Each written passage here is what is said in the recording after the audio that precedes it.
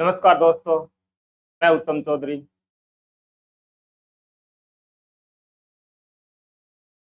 हम पहला टॉपिक कर चुके हैं। प्रथम प्रश्न पत्र इंडियन पॉलिटी का चैप्टर नंबर 1 कर चुके हैं। चैप्टर नंबर 2 भारतीय राजनीति का चैप्टर नंबर 2 भारतीय कार्यपालिका, विधायिका, न्यायपालिका, इनके संगठन, सिद्धांत और व्यवहार। इसका एक वीडियो पहले डाल दिया है। इसका दूसरा वीडियो तो आपको थंबनेल से पता लग गया है। मोटा मोटा अपन रूपरेखा जान ली, राज्य क्या होता है, सरकार क्या होती है, उनके अंग कैसे काम करते हैं, उनके बारे में हमने विस्तृत से जान लिया है। अब अपने सिलेबस में राज्य का विधानमंडल नहीं है, अपने केवल इंडियन पॉलिटी है, इंडियन पॉलिटिकल है। अपन केवल न्यायिका, कार्यपालिका, न्यायपालिका, केंद्र के बारे में ही बातचीत करेंगे। तो अपन अपना टॉपिक है न्यायिका।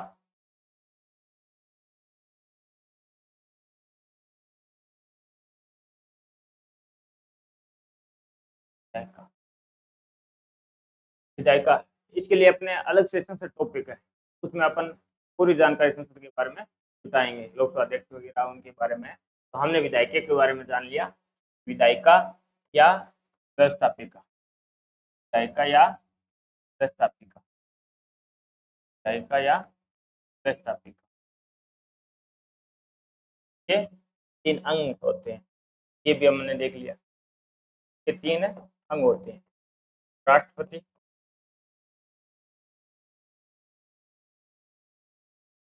अंग 3 होते हैं। राष्ट्रपति, लोकसभा और राज्यसभा।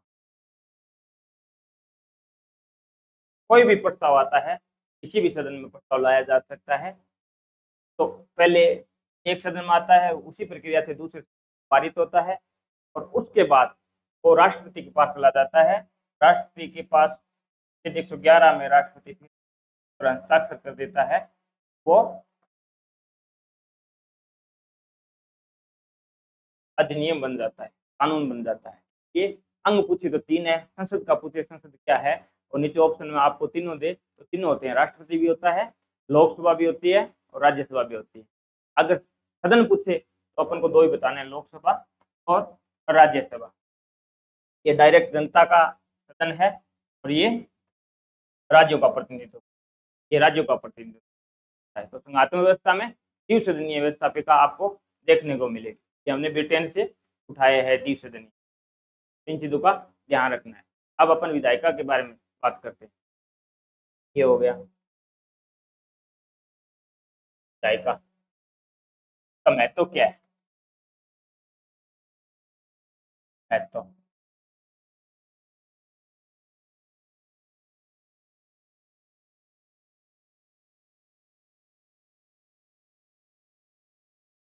महत्व के बारे में बातचीत करते हैं। विधायिका महत्व क्या है, विधायिका महत्व, ये 3 अपन ने देख लिया। सरकार के 3 अंग होते हैं, इस हिसाब से कानून बनाना, लागू करना और वेद अवेद का फैसला करना, या जो कानूनों का उल्लंघन करता है उनको दंड देना। इस आधार पर सरकार के 3 अंगों में बंटवारा हुआ है, न्यायिका, कार्यपालिका और न्यायपालिका। न्यायिका में तो सबसे महत्वपूर्ण अंग है, सरकार का जो सबसे महत्वपूर्ण अंग है वो है विधायिका। विधायिका का मुख्य काम है कानून को बनाना, मुख्य काम कानून को बनाना है। और तो अन्य बहुत सारे काम है, राष्ट्रपति का निर्वाचन करना, वित्तीय कार्य भी है, मैनेजमेंट का पूरा, इनके प्रस्ताव के बिना आय व्यय का अपना जो बजट होता है, ठीक है ना, उनके बिना पारित ही नहीं हो पाता। लेकिन तो विधायिका से ही सब कुछ होता है। न्यायिक कार्य भी है, महाभियोग वगैरह लेके आना, न्यायिक कार्य भी है, राष्ट्रपति को हटाना या न्यायाधीशों को हटाना, ये इन चीजों की ध्यान रखें, सबसे महत्वपूर्ण अंग है। सार्वजनिक मुद्दों पर विचार विमर्श करने वाला एक बहुसदस्यीय प्रतिनिधित्व है, बहुत सारे दलों का प्रतिनिधित्व होता है। तो ये सार्वजनिक मुद्दों पर विचार विमर्श करने वाला सबसे बड़ी, अपन कहते हैं अपने देश की सबसे बड़ी पंचायत है वो ये संसदीय विधायिका है। ये इसका मुख्यतः सार्वजनिक विधि का निर्माण करना, मुख्यतः इसका कार्य है विधि का निर्माण करना, सार्वजनिक। तो अपने ये भी देखा है कि राजनीति क्या होती है। नारेट ने कहा था राजनीति सार्वजनिक गतिविधियों में भाग लेना, तो समाज हित से जुड़ी हुई हो, उसे राजनीति कहते हैं। जो नेताओं वाली अपन राजनीति देखते हैं ना, तो चापलूसी करते हैं, कोई कोई गंदी राजनीति कहते हैं, वो कोई राजनीति नहीं है। राजनीति सार्वजनिक गतिविधियों में भाग लेना, समाज हित के कार्यों में भाग लेना, वो है राजनीति। आपने इसका महत्व देख लिया, ठीक है। सबसे महत्वपूर्ण अंग है और विचार विमर्श के द्वारा सार्वजनिक विचार विमर्श होता है हर चीज पे। तो भी है, तो फिर यहाँ पे कानून बनाती है। विधायिका का मुख्य कार्य कानून बनाना। अब इसके कार्य, कानून नीति निर्माण संबंधी कार्य है। सबसे इंपॉर्टेंट कार्य है इसका कानून और नीति निर्माण संबंधी। नीतियां बनाती है, कानून बनाती है। पहला कार्य है इसका कानून एवं नीति निर्माण संबंधी कार्य। अपने कानून वगैरह नीति निर्माण वो विधायिका बनाती है। द्वितीय कार्य है, बिना इसकी सहमति के एक पैसा भी खर्च नहीं होता है। दूसरा इसका महत्वपूर्ण कार्य है वित्तीय कार्य। बिना इसकी अनुमति के एक पैसा भी खर्च नहीं होता। अपन संसद पढ़ेंगे तो और ज्यादा अपन हल कर लेंगे। प्रशासकीय कार्य है, प्रशासन पर पूरी तरह से नियंत्रण रखती है, उनसे संबंधित वाद विवाद विचार विमर्श करती है, उसमें सुधार करना है, लॉ एंड ऑर्डर को कैसे मेंटेन करना है, सब प्रशासनिक कार्य विधायिका में विचार विमर्श होता है। फिर उसके बाद उसके नियम और कानून बनते हैं। तीसरा कार्य प्रशासकीय कार्य, पहला कानून बनाना, दूसरा वित्तीय कार्य, तीसरा हो गया इसका प्रशासकीय कार्य। और चौथा इसका न्याय संबंधी कार्य, राष्ट्रपति पर महाभियोग लगाना, न्यायाधीशों को हटाना, एक तरह से न्यायिक कार्य भी करते हैं। पांचवा कार्य इसका निर्वाचन संबंधी कार्य, राष्ट्रपति उपराष्ट्रपति के निर्वाचन में सदस्य भाग लेते हैं विधायिका के, तो निर्वाचन संबंधी कार्य भी करती है। 5 नंबर। 6 नंबर है अन्य कार्य, विविध कार्य। विविध कार्य में क्या है, जनता की शिकायतों को प्रकाश में लाने का एक तो साधन है। सभी मामलों की सुनवाई हो सकती है, तो भी सार्वजनिक मुद्दे हैं, जनता की शिकायतें हैं, प्रकाश में लाने का ये एक साधन है विधायिका। तो ये विविध कार्यों में आ गया। तो पहला हो गया कानून नीति निर्माण, दूसरा हो गया वित्तीय, तीसरा हो गया प्रशासनिक कार्य और पांचवा निर्वाचन संबंधी, और छठा हो गया विविध कार्य। जनता के जो सार्वजनिक मुद्दे हैं उनको प्रकाश में लाने का एक साधन है विधायिका। तो ये इनके कार्य हो गए। वाद विवाद और चर्चा द्वारा लोकसभा में अपन देखते हैं, संसद तो लाइव में चलती है, यूट्यूब वगैरह पर देखते हैं, अलग अलग चैनल है। संसद का एक चैनल है, पहले राज्यसभा नाम से था, अब संसद टीवी नाम से है। उस पर हम लाइव वगैरह सुनते हैं, जनता के मुद्दे किस तरह से उठाए जाते हैं। अब है विधायिका की रचना। अब अपने विधायिका का महत्व देख लिया, अब है विधायिका की रचना।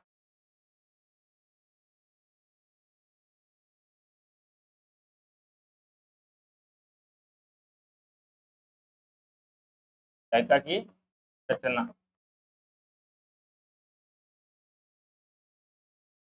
विधायिका की रचना। विधायिका एक सदनीय भी हो सकती है, द्वि सदनीय हो, लेकिन संघात्मक व्यवस्था में अपन को ध्यान रखना है द्वि सदनीय अनिवार्य। विधायिका है, विधायिका की रचना एक सदनीय भी हो सकती है या द्वि सदनीय। अपन देखा 3 अंग है, 2 सदन है, तो संघात्मक व्यवस्था में द्वि सदनीय जरूरी है। एक जनता का प्रतिनिधित्व करता है और दूसरा राज्यों का प्रतिनिधित्व करता है। और एक सदनीय अपन को अगर विधायिका देखनी है तो चीन की विधायिका है वो एक सदनीय, चीन की विधायिका है वो एक सदनीय है। आपने केवल भारत की है तो भारत के संबंध में बात करें, भारत की जो विधायिका है वो द्वि सदनीय, लोकसभा और राज्यसभा 2 सदन है। प्रतिनिधि सदन जिसे निम्न सदन कहते हैं, जनता का सदन कहते हैं, ये ज्यादा शक्तिशाली होता है क्योंकि डायरेक्ट जनता है। निम्न सदन जिसे हम लोकसभा कहते हैं, डायरेक्ट जनता से प्रत्यक्ष निर्वाचन द्वारा सदस्य चुनकर जाते हैं लोकसभा में, इसे निम्न सदन भी कहते हैं, इसे जनता का सदन भी कहते हैं। दूसरा है जो राज्यों का प्रतिनिधित्व करता है, राज्यसभा, ये राज्यों का प्रतिनिधित्व करता है। अब एक चीज ये याद रखनी है, 2 सदस्य लोकसभा के सदस्य है। अब आपको पूछ ले लोकसभा के कितने निर्वाचन क्षेत्र हैं, तो भी 543 बताना पड़ेगा। एंग्लो इंडियन वाला 2 सदस्यों वाला मनोनीत वाला हटा दिया है। अब केवल राज्यसभा में 12 सदस्यों का मनोनयन बच जाए।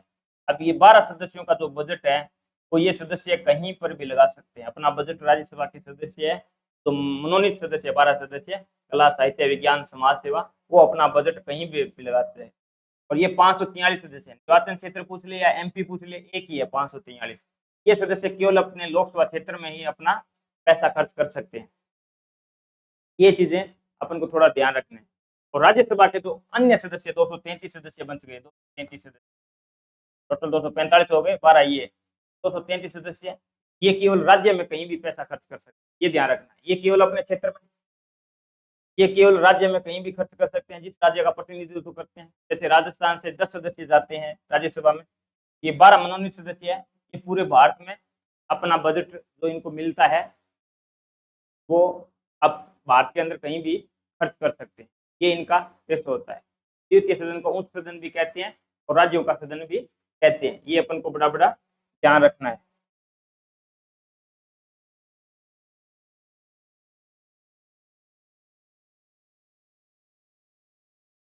अब एक सदनीय, द्विसदनीय, एक सदनीय पक्ष में तर्क की बात करें तो कार्य में एकता और एक रूपता कायम रहती है, कार्य में एकता एक रूपता बनी रहती है। दूसरा, अगर पक्ष में बात करें तो द्विसदनीय में दोनों के बीच मनमुटाव की संभावना बहुत ज्यादा रहती है, मनमुटाव होता है, झगड़ा होता है, तो ये पक्ष में तर्क रख सकते हैं। विपक्ष में तर्क की बात करें, एक सदनीय के विपक्ष में तर्क, नुकसान क्या है? तो नुकसान ये है, कार्य शीघ्रता से तो कार्य पर ध्यान नहीं दिया जाता है, 2 सदनों में टाइम ज्यादा लगता है, शीघ्रता से कार्य नहीं होता। तो ये विपक्ष में तर्क हो गया। तो राष्ट्रीय हित के लिए तो थोड़ा डिले हो जाता है। दूसरा, अपन बात करें तो एक सदनीय होने पर दूसरे सदन के अंकुश का कोई भय नहीं रहता है, दूसरे सदन के अंकुश का कोई भय नहीं रहता है। तो ये हो गया। त्रिसदनीय विधायिका के पक्ष में तर्क की बात करें, त्रिसदनीय विधायिका के पक्ष में तर्क की बात करें तो कानून का सुधारात्मक प्रभाव हो जाता है। एक बार एक सदन से निकला, दूसरे सदन में प्रस्ताव चला गया तो उस पर पुनर्विचार हो जाता है। ये एक पक्ष में तर्क है द्विसदनीय व्यवस्था के। दूसरा, बात करें तो एक अनुभवी लोगों का अपने देश को फायदा मिलता है। इसमें जो सदस्य जाते हैं राज्यसभा में, लोकसभा में तो 25 वर्ष है और ये डायरेक्ट जनता चुनती है, जनता की डिमांड के आधार पर सदस्य को खड़ा करना पड़ता है। इसमें क्या था, राज्यसभा में आयु सीमा भी 30 वर्ष है। इसमें जिस राज्य से सदस्य जाने वाले हैं उनकी विधानसभा की निर्वाचित सदस्य इनका निर्वाचन करते हैं। तो वो जो सदस्य जिनका पब्लिक में वो नहीं है, कि पब्लिक में उसकी ज्यादा पहचान नहीं है या पब्लिक में वो ज्यादा चर्चा में नहीं है, पब्लिक उनको इतना जानती नहीं है, जैसे वो बहुत बड़े अर्थशास्त्री है तो पब्लिक उनको नहीं जानती है, तो फिर क्या करते हैं, ये एमएलए उनको राज्यसभा सदस्य के रूप में जो दल होता है वो राज्यसभा अनुभव का फायदा लेने के लिए वो राज्यसभा में भेजता है। ये अपने हिसाब से डिसाइड करते हैं। तो इसमें बुद्धिजीवियों का या अनुभवी लोगों का हमको फायदा मिलता है देश को। ठीक है। अगला तीसरा टॉपिक, तीसरा पॉइंट ये है कि अल्पसंख्यकों को प्रतिनिधित्व। इसमें क्या होता है कि जो जिनका प्रतिनिधित्व लगता है सरकार को कि कम है, वो दल फिर अपने इनको प्रतिनिधित्व देने के लिए इनके अल्पसंख्यकों को भी राज्यसभा में भेजता है। ये ध्यान रखना है। तो अल्पसंख्यकों को भी प्रतिनिधित्व मिल जाता है, जिनका लोकसभा में ज्यादा प्रतिनिधित्व नहीं है, तो जिस समाज की फिर डिमांड होती है उस आधार पर ये अल्पसंख्यकों को फिर प्रतिनिधित्व देते हैं। ये भी हो गया।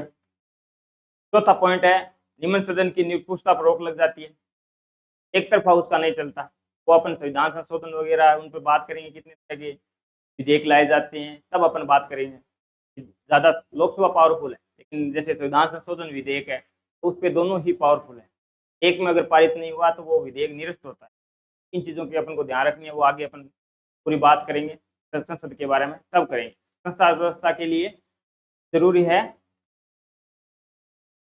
कि श्रम विभाजन हो। तो संसद व्यवस्था में ये भी जरूरी है कि श्रम विभाजन हो। उस दृष्टि से भी ये द्वितीय सदन महत्वपूर्ण हो जाता है कि इस पे एक अकेले सदन पर 543 लोगों को ज्यादा लोड ना आए, इस अकेले सदन पर लोकसभा पर ज्यादा लोड ना आए, इसलिए 245 सदस्य और हो जाते हैं। अब इनका कार्य आपस में बंटवारा हो जाता है, तो श्रम विभाजन के लिए भी होता है। ये चीज अपन को ध्यान रखनी है।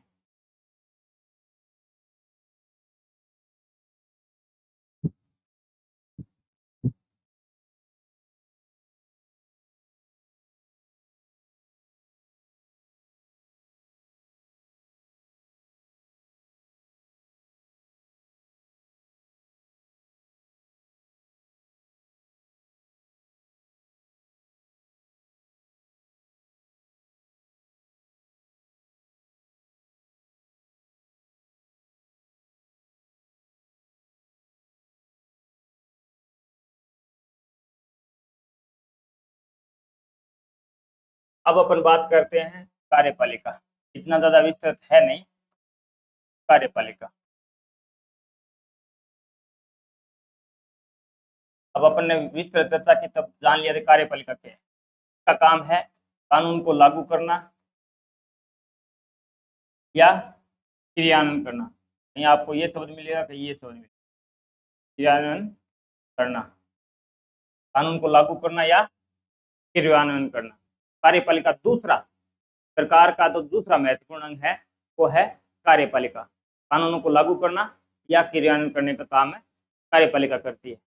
आधुनिक कार्यपालिका के विभिन्न रूप है। अपन बात करें तो एक रूप तो है नाम मात्र या ध्वज मात्र भी कह सकते हैं इसको, नाम मात्र या ध्वज मात्र भी कह सकते हैं।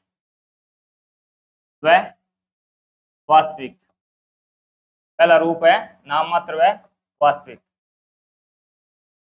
अब संसदीय व्यवस्था में ये होता है नाम मात्र और वास्तविक दोनों अलग अलग होते हैं। नाम मात्र का तो हेड ऑफ स्टेट राष्ट्रपति होता है, संवैधानिक प्रमुख या राष्ट्राध्यक्ष या राष्ट्र का प्रथम नागरिक, ये नाम मात्र का होता है राष्ट्रपति। और इसके पीछे जो वास्तविक शक्ति होती है वो होता है प्रधानमंत्री, क्योंकि संसदीय व्यवस्था है, जनता द्वारा चुना हुआ प्रतिनिधि, उनका नेतृत्व करता है वो प्रधानमंत्री होता है। तो नाम मात्र और वास्तविक ये संसदीय व्यवस्था में चलती है।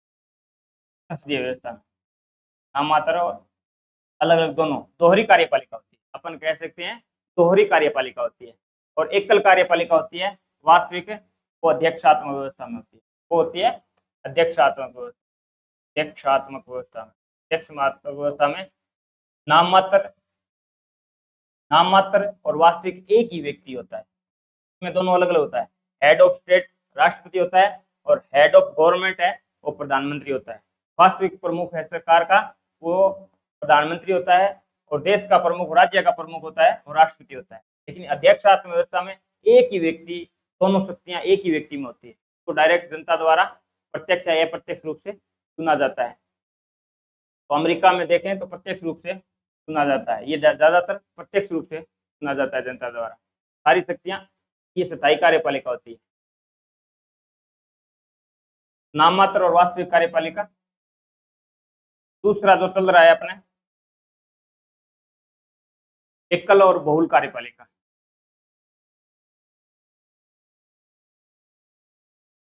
एकल या बहुल कार्यपालिका दूसरा रूप है एकल या बहुल कार्यपालिका। इसमें अपन को क्या ध्यान रखना है दोस्तों, एक से अधिक व्यक्ति शक्ति का स्रोत हो तो बहुल कार्यपालिका होती है। एक से अधिक व्यक्ति, एक से अधिक व्यक्ति, एक से अधिक व्यक्ति शक्तियों का स्रोत हो। अगर एक व्यक्ति शक्ति का स्रोत है तो एकल कार्यपालिका होती है।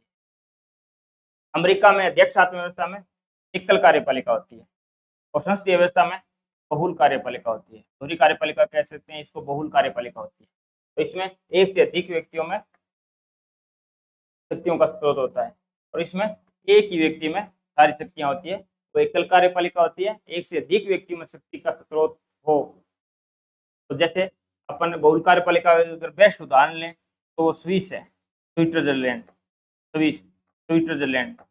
इसमें 7 सदस्य निर्वाचित संसद द्वारा चुने जाते हैं। 7 सदस्य अलग अलग प्रतिनिधित्व करते हैं। यहाँ 7 सदस्यों की एक परिषद होती है, वो सारा काम चलाती है, और रोटेशन हिसाब से ये एक एक करके एक एक साल के लिए अध्यक्ष भी बनते हैं। तो ये बहुल कार्यपालिका सबसे बेस्ट उदाहरण है, वो स्विट्जरलैंड है। ये अपन को ध्यान रखना है। तीसरा इसमें क्या होता है, संसदीय अध्यक्षात्मक कार्यपालिका। ये हमने विशेषता में कर लिया था, संसदीय एवं अध्यक्षात्मक।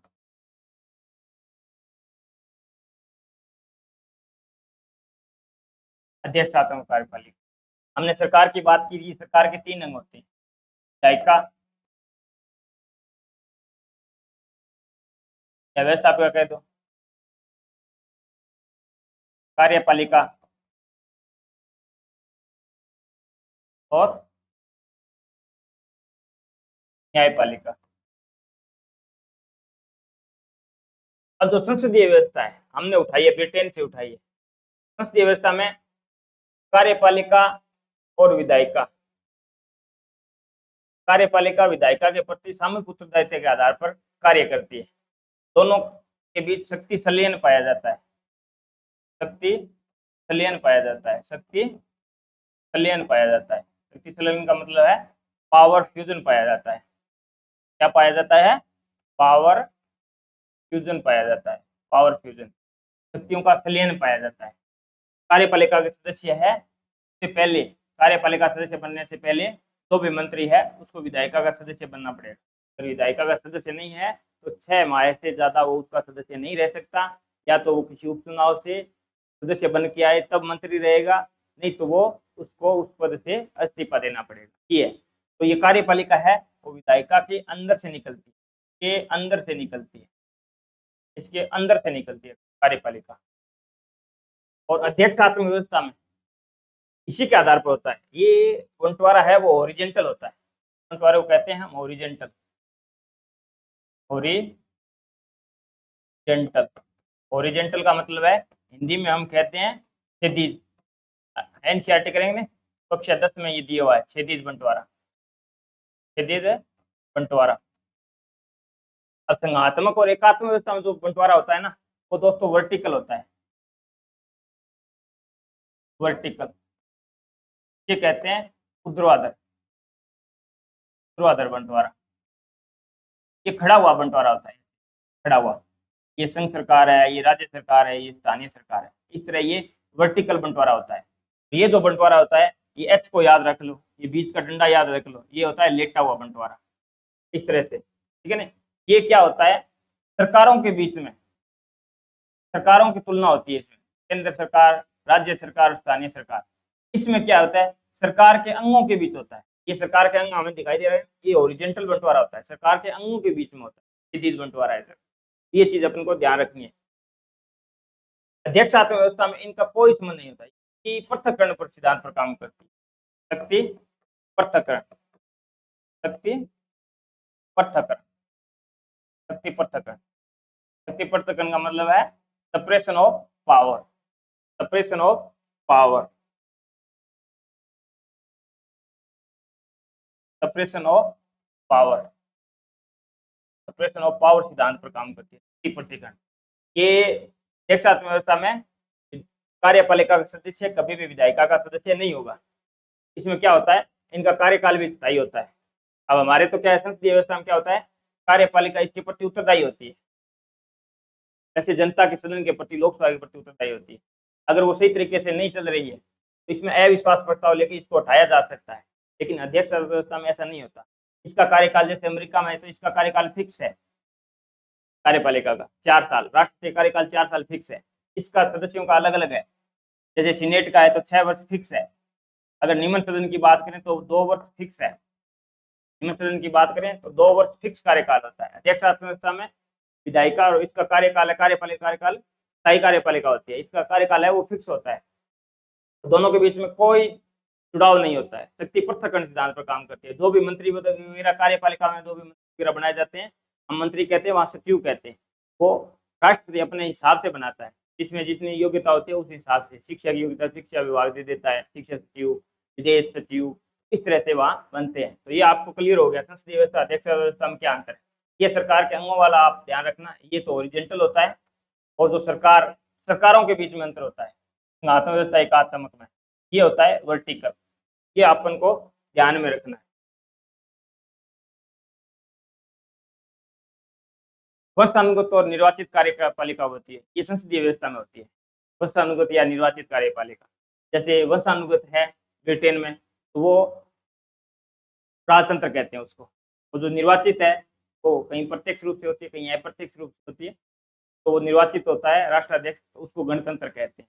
तो ये भी एक रूप है इसका। तो अपन रूप की बात कर ली, नाम मात्र वास्तविक कार्यपालिका, एकल और बहुल कार्यपालिका, संसदीय और अध्यक्षात्मक कार्यपालिका, और वंशानुगत है निर्वाचित कार्यपालिका। अब कार्यपालिका के कार्य, अब अपन कार्यपालिका के कार्य क्या है? मुख्य कार्य है इसका कानून को लागू करना, मुख्य काम है कानून को लागू करना, नीति निर्धारण करना, मतलब इसका जो प्रशासकीय कार्य है वो नीति निर्धारण करना, इनका प्रथम कार्य है। कोई भी अपन देखते हैं तो कैबिनेट की एक थोड़ा सा आपको ये ध्यान रखना है, अपने संविधान में कहीं भी मंत्रिमंडल शब्द नहीं हुआ है, केवल मंत्री परिषद शब्द यूज हुआ है, मंत्री परिषद शब्द यूज हुआ है। लेकिन एक जगह संविधान में मंत्रिमंडल शब्द यूज हुआ है, वो अनुच्छेद 352 में। अनुच्छेद 352 में 3 कैटेगरी लिखी हुई है, युद्ध, बाह्य आक्रमण और अशांति लिखा हुआ था। इसको जब हटाया गया, जब इंदिरा गांधी द्वारा दुरुपयोग किया गया अशांति शब्द का, उसकी जगह तीसरा शब्द सशस्त्र विद्रोह जोड़ा गया। सशस्त्र, शस्त्र लेकर अगर कोई विद्रोह करता है, सशस्त्र विद्रोह, तब आपातकाल लगेगा। लेकिन लगेगा कब? जब मंत्रिमंडल की लिखित सलाह है, जब मंत्रिमंडल की लिखित सलाह है, मंत्रिमंडल लिखित में देगा कि अब आपातकाल लगाना है, पहले उसकी बैठक बुलानी पड़ेगी। इंदिरा गांधी ने बैठक नहीं बुलाई थी, पहले आपातकाल लगाया, रात को राष्ट्रपति से हस्ताक्षर कराए, आपातकाल लगाया और उसके बाद उन्होंने मीटिंग बुलाई कैबिनेट की। तो यहाँ पे एक जगह मंत्रिमंडल शब्द हुआ है संविधान में, एकमात्र अनुच्छेद है 352 जिस मंत्रिमंडल शब्द यूज हुआ है, और संविधान में मंत्रिपरिषद है, ये अपन को ध्यान रखना है।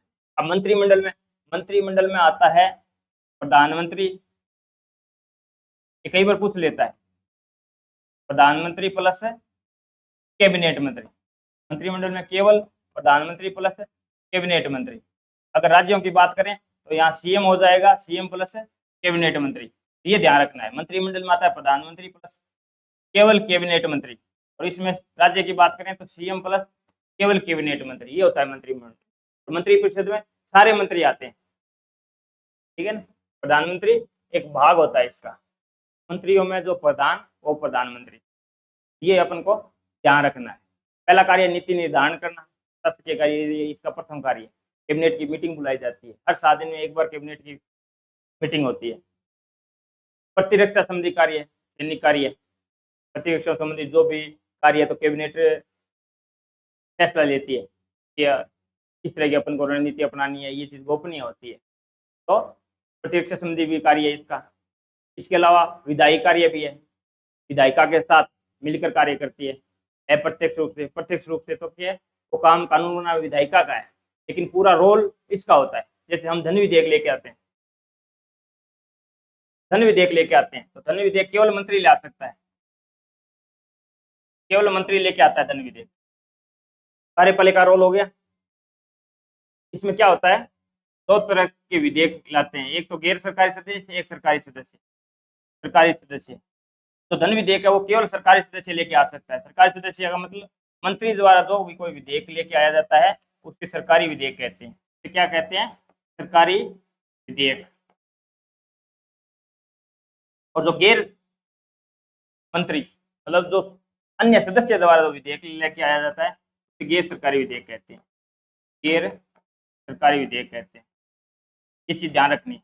तो मंत्री द्वारा विधेयक लेके जाया जाता है उसे सरकारी विधेयक कहते हैं। जैसे धन विधेयक है तो मंत्री ही लेके आता है, और तो सदस्य कोई विधेयक लेके आता है, मंत्री नहीं है, तो वो गैर सरकारी विधेयक कहते हैं। 2 प्रकार के विधेयक है, सरकारी विधेयक और गैर सरकारी विधेयक।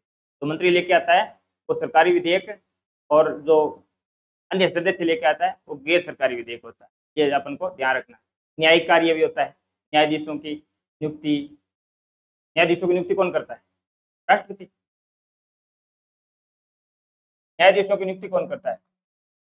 राष्ट्रपति। ठीक है, अपन कॉलेजियम सिस्टम से वो नाम वगैरह आता है, वो अपन को पता है। 1993 में कॉलेजियम व्यवस्था शुरू की गई थी। 1998 में 2 जज की जगह 4 जज कर दिए गए। मुख्य न्यायाधीश प्लस 2 जज थे 1993 में।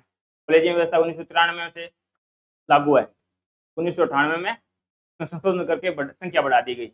मुख्य न्यायाधीश प्लस 4 अन्य न्यायाधीशों, वो नाम डिसाइड करते हैं, लेकिन नियुक्ति कौन करता है? राष्ट्रपति। राष्ट्रपति क्या है? कार्यपालिका भाग है। समाधान करना, ये न्यायिक कार्य आ गया, राष्ट्रपति करता है समाधान। तो अपने भारतीय पॉलिटी है तो उसके बारे में बात करेंगे, विधानमंडल वगैरह के बारे में कोई बातचीत नहीं करेंगे। इसके अलावा वित्तीय कार्य, व्यवहारिक रूप से तो कार्य कार्यपालिका ही करती है वित्तीय संबंधी, और वैसे अपन सिद्धांतों में देखें तो विधायिका का दे रखा है, विधायिका करती है। लेकिन अपन जैसे धन विधेयक की बात की तो धन विधेयक कौन लेके आता है? मंत्री लेके आता है। किसका भाग है? कार्यपालिका का। इन चीजों को अपने ध्यान रखनी है।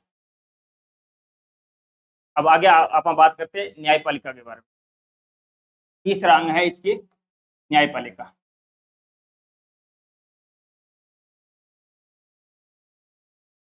न्यायपालिका तीसरा अंग है इसका न्यायपालिका। न्यायपालिका अंगों में सबसे महत्वपूर्ण अंग है। अंगों में सबसे महत्वपूर्ण अंग है, तो सही गलत का फैसला करता है। अगर स्वतंत्र न्यायपालिका न हो तो विधायिका और कार्यपालिका कोई ज्यादा महत्व नहीं है।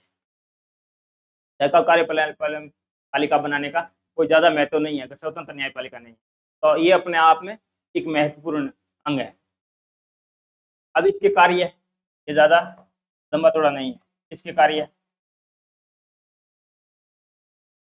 महाभियोग संबंधी कार्य। पहला इसका कार्य है महाभियोग, तो महाभियोग नामक है अभियोग कार्य। पहला इसका है वो अभियोग। महाभियोग तो राष्ट्रपति के लिए अभियोग कार्य, अभियोग कार्य, अभियोग कार्य। पहला इसका है अभियोग कार्य। प्रमुख कार्य कानूनों के अनुसार विवादों का निर्णय करना। अभियोग कार्य क्या है? तो विवाद है उनका कानून के अनुसार समाधान करना अभियोग कार्य। तो वे विवाद आते हैं न्यायपालिका के सामने, कानून के अनुकूल या संविधान के अनुकूल उनका निपटारा करना, तो वो इसका अभियोग कार्य है। दूसरा इसका कार्य है कानूनों की व्याख्या करना। दूसरा इसका है कानूनों की व्याख्या करना।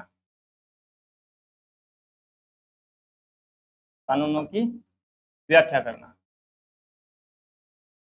व्याख्या करना। ये कानूनों की व्याख्या कर दी। कोई परिस्थिति आती है तब ये कानून की व्याख्या करती है, संविधान में लिखा हुआ क्या है, ठीक है ना। सारी चीजें स्पष्ट रूप से नहीं लिखी होती। तो ये दूसरा कार्य इसका कानूनों की व्याख्या करना। तीसरा इसका कार्य है औचित्य के सिद्धांत पर निर्णय। कई बार ऐसी परिस्थितियां हो जाती है औचित्य के सिद्धांत पर निर्णय करना। औचित्य के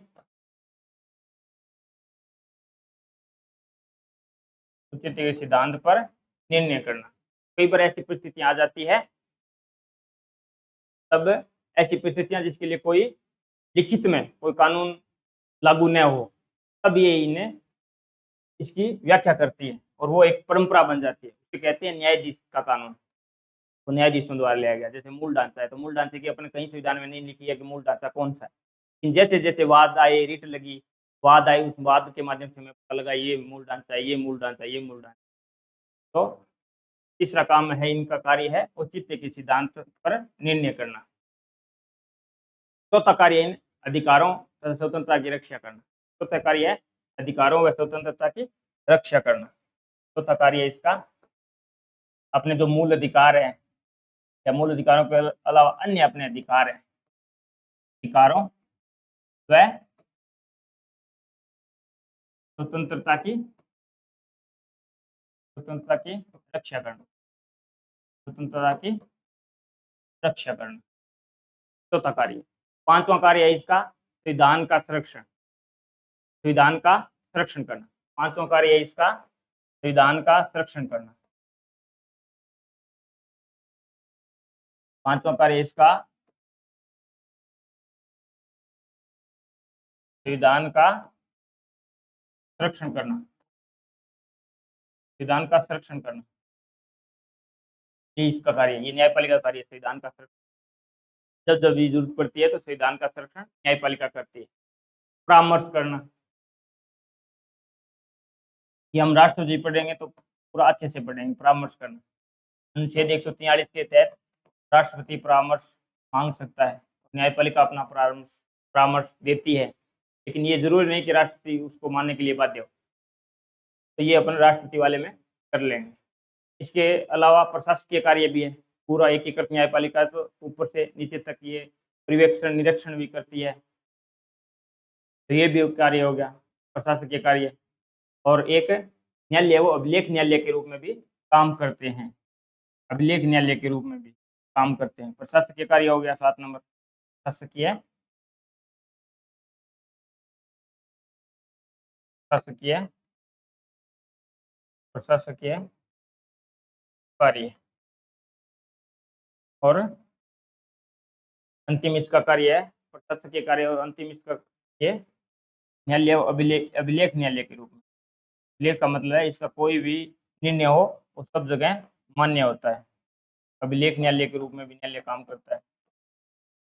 न्यायपालिका अभिलेख न्यायालय के रूप में काम करती है। ये इसके कार्य हो गए। तो हमने विधायिका पढ़ ली, कार्यपालिका पढ़ ली और न्यायपालिका पढ़ ली। अब इनकी विस्तृत चर्चा करेंगे। अपने सिलेबस में क्या है, ये टॉपिक था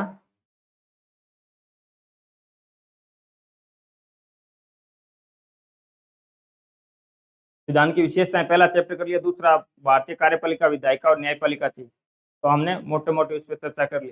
फिर भारत में निर्वाचन, भारत का राष्ट्रपति, ये कार्यपालिका आ गई।